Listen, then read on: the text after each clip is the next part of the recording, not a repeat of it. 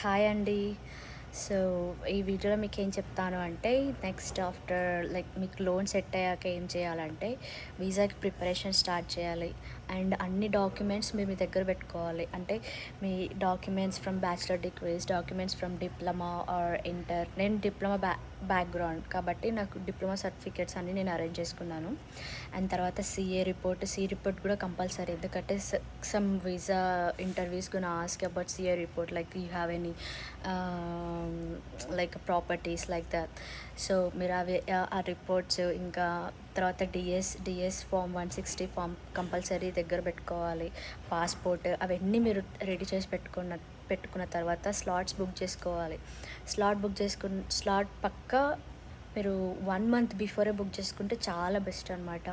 అంటే ఇప్పుడు మీకు ఫ్లైట్ ఈ డిసెంబర్లో ఉందంటే 3 మంత్స్ ముందే మీకు వీసా అంటే స్లాట్